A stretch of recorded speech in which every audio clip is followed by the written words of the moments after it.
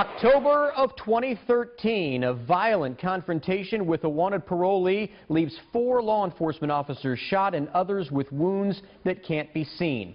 Fast forward now to today, and one of those officers says his treatment at a popular Sacramento restaurant is adding insult to his injury.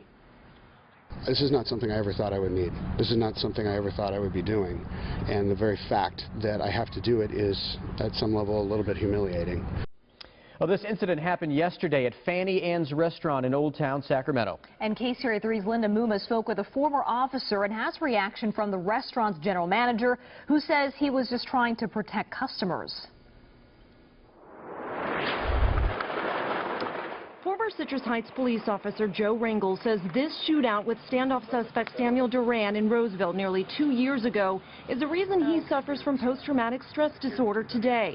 I had a pretty significant firefight involving lots of law enforcement.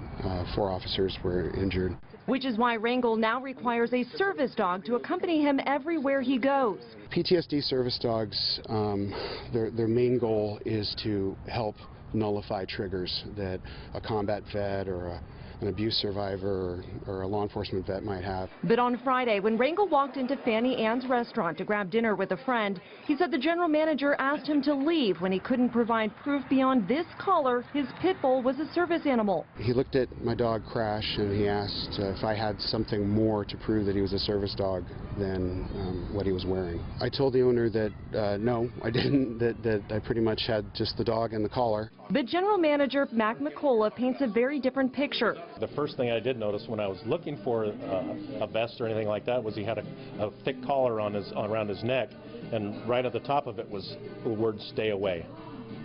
And so that automatically made me concerned about the kids that were in here and my staff. Concerned because of the dog's breed and limited information from his owner. But according to federal law, when it's not obvious what service an animal provides, staff may ask only 2 questions. Is the dog a service animal? And what work or task has the dog been trained to perform?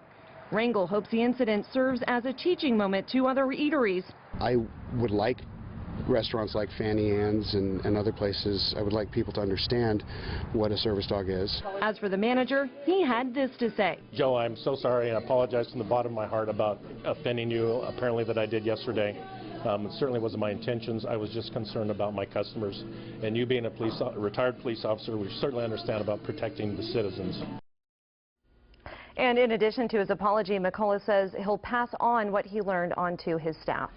And Linda, under the Americans with Disabilities Act, can staff actually ask about someone's specific disability? Well, under the ADA, the answer to that question would be no. They can't require any medical ID or training documentation as well for the dog, or ask it to perform its task as well.